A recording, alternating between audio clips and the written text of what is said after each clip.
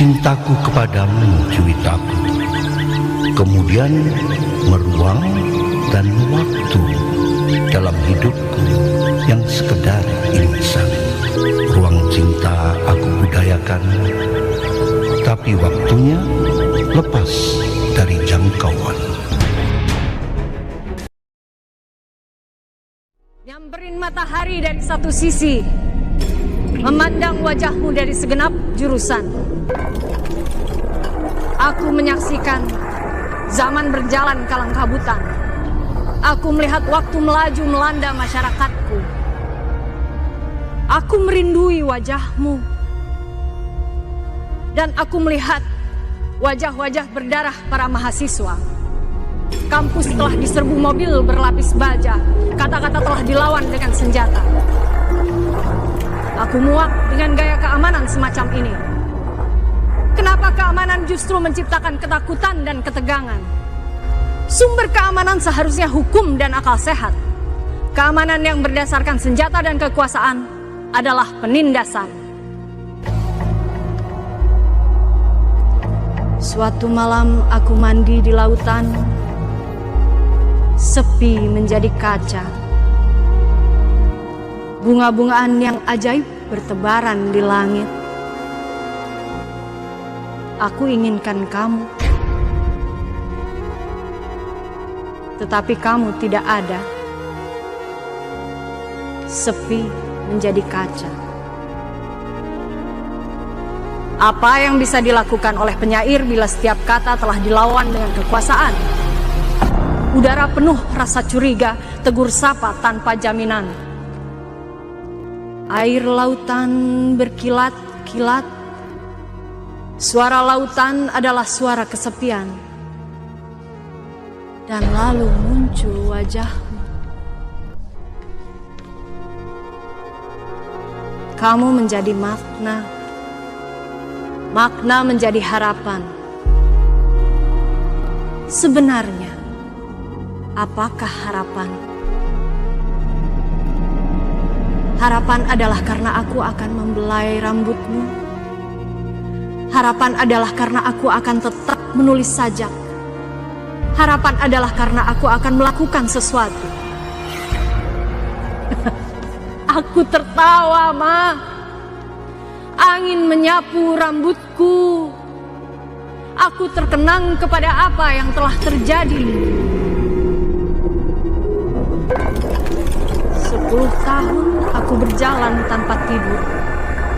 Punggungku karatan, aku seret dari warung ke warung.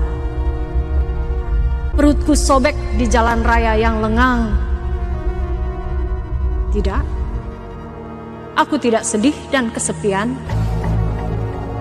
Aku menulis sajak di bordes kereta api. Aku bertualang di alam udara yang berdebu. Dengan berteman anjing-anjing geladak dan kucing-kucing liar, aku bernyanyi menikmati hidup yang kelabu. Lalu muncullah kamu. Nongol dari perut matahari bunting jam 12:15 siang. Aku terkesima. Aku disergap kejadian tak terduga. Rahmatku turun bagai hujan, membuatku segar, tapi juga menggigil bertanya-tanya. Aku jadi bego, Ma. Ya, Ma. Mencintai kamu adalah bahagia dan sedih. Bahagia karena mempunyai kamu di dalam kalbuku. Dan sedih karena kita sering terpisah. Ketegangan menjadi pupuk cinta kita. Tetapi bukankah kehidupan sendiri adalah bahagia dan sedih? Bahagia karena nafas mengalir dan jantung berdetak. Sedih karena pikiran diliputi bayang-bayang. Adapun harapan adalah penghayatan akan ketegangan. Ma, nyamperin matahari dari satu sisi, memandang wajahmu dari segenap jurus.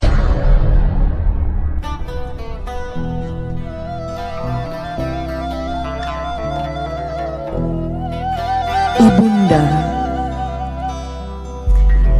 engkau adalah bumi, Mama. Aku adalah angin yang kembar. Engkau adalah kesuburan, atau restu, atau kerbau bantayan.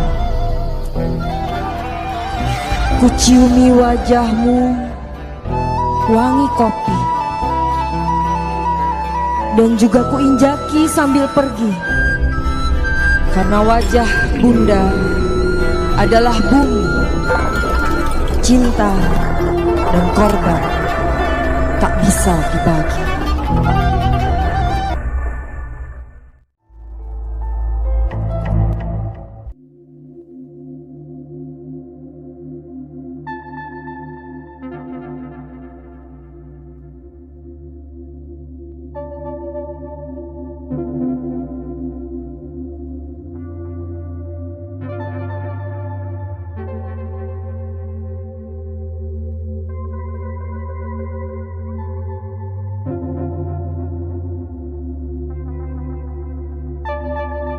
Di bawah cahaya bulan purnama, W.S. Rendra telah pergi dengan gagah sebagaimana ajarannya, gagah dalam kemiskinan. Aku mendengar suara jerit hewan yang terluka. Ada orang memanah rembulan. Ada anak burung terjatuh dari sarangnya. Orang-orang harus dibangunkan. Kesaksian harus diberikan agar kehidupan tetap terjaga. Istri W.S. Rendra, Ken Zuraida, menyatakan bahwa Rendra pergi dengan sangat bahagia. Saya tidak patut menjadi guru di bengkel teater. Sebagai istri saya kurang berbakti. Mohon maafkan. Aku cinta padamu, kata Ken Zuraida, yang terlihat terbata ketika diminta tampil untuk berbicara pada acara pelepasan jenazah almarhum W.S. Rendra sebelum disolatkan di bengkel teater.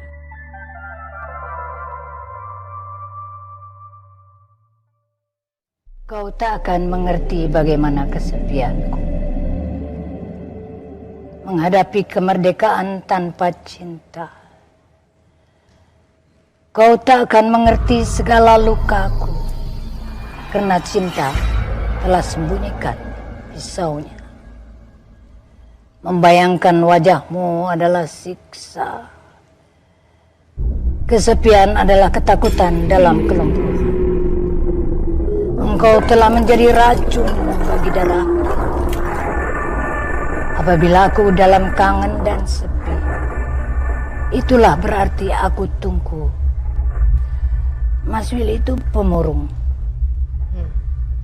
Mas Willy itu kesepian yang panjang, kesepian yang infinite. Bagi saya, akhirnya itu penanda bahwa dia orang kreatif. Ya. Kesepian, murung.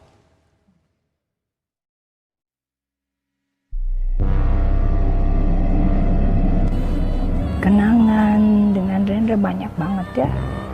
Kayaknya susah didilah-dilah. Tuh kalau saya sedih harus punya alasan. Dan dia akan bilang, perasaan kok diikuti. Perasaan tuh diduduki aja. Nomor satu logika dong. Gitu. Nah, itu kenangan luar biasa. Dia bilang tidak ada satu orang pun yang bisa menghalau perasaan. Kalau logikanya jalan, perasaan itu akan jadi booster dari naluri atau nurani itu. Jadi otomatis akan kuat dan benar. Kalau pikirannya tidak kuat, perasaannya pasti liar dan tidak terakomodasi dengan benar, tidak tepat gitu. Dia menegur dengan cara dia, karena juga takut kehilangan. Waktu itu saya sedang tidak fit, sempat sakit panjang sekali, dan dia khawatir. Sampai ada kalimat, terserah apapun, kamu saya larang untuk mati. sangat romantis. Pemimpi romantis, lucu, humornya tinggi sekali, sense of humor tinggi sekali. Saya sering sekali jadi bahan guyonan, jadi bahan olok-olok dia, hobi banget. Tak apalah. Saya kira saya akan menggunakan pepatah Jawa sajalah. Liting tresno jalaran soko kulino. Jatuh cinta karena sering ketemu ya, kebiasaan gitu. Itu saja. Mas Willy sebagai seniman, yang seksi dari Mas Willy itu proses kreatifnya. Proses kreatifnya panjang, rumit, unik, dan tidak pernah sama. Sebagai seniman, baik dia penyair maupun dia dramawan, dia juga banyak membuat esai dan apa. Saya kira mirip-mirip lah, proses kreatifnya mirip-mirip. Kalau dia menulis belum tentu itu akhirnya dibukukan. Banyak sekali sajaknya setelah disimpan 1 tahun, dibaca ulang, dia tiba-tiba tidak suka, dirobek, dibakar, tulis ulang. Jadi saya boleh mengatakan dia sebagai penyair, dibanding penyair yang lain pada zamannya paling tidak produktif. Makanya antologinya paling tidak banyak, hanya beberapa belas. Mas Willy sebagai guru luar biasa telaten, berusaha untuk bisa mengeluarkan bakat-bakat yang belum terlihat dari setiap individu aktornya. Rendra peduli sekali pada lingkungan sekitar, terutama manusia. Sebagai sahabat luar biasa setianya, baik, perhatian betul.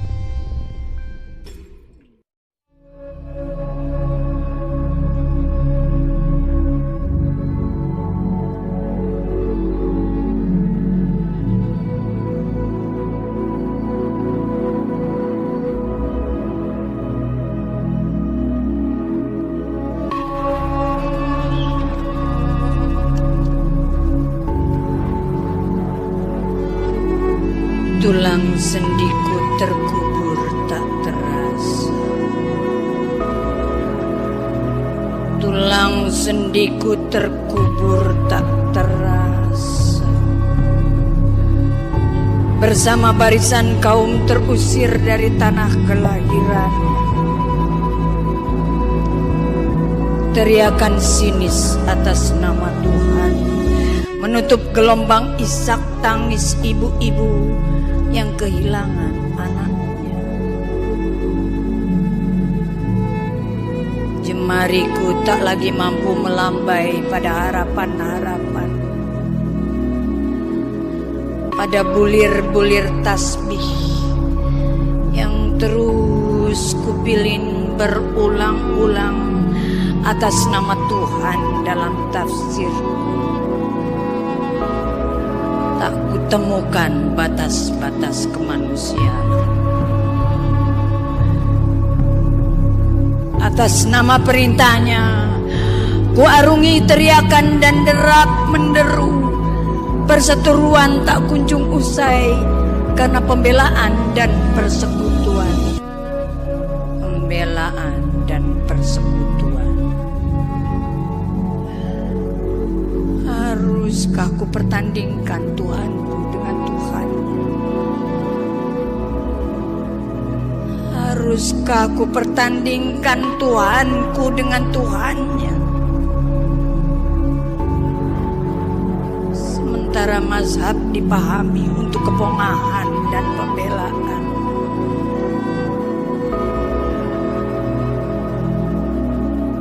Andai benar dan kebenaran tidak harus berakar kecuali pada kemanusiaan dan kemuliaan akhlak. Aku terhulung milu bersama-sama robohnya suro dan kobaran api di atas panji-panji. Bau mesiu dan amis darah di ujung parang. Para pelantung syair kehilangan makna baitnya. Perdagangan dan eksplorasi merampas semua tafsir kitab suci.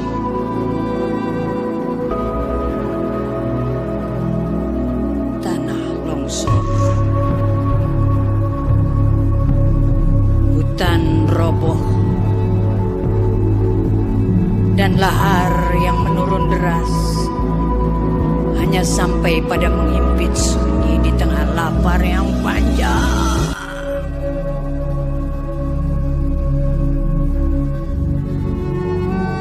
Sedang aku, dia, dan kau belum lagi selesai menjajah Tuhan atas nama Tuhan. Belum lagi selesai menjajah Tuhan atas nama Tuhan. Belum lagi selesai menjajah Tuhan atas nama Tuhan. Aku terpuruk ngilu.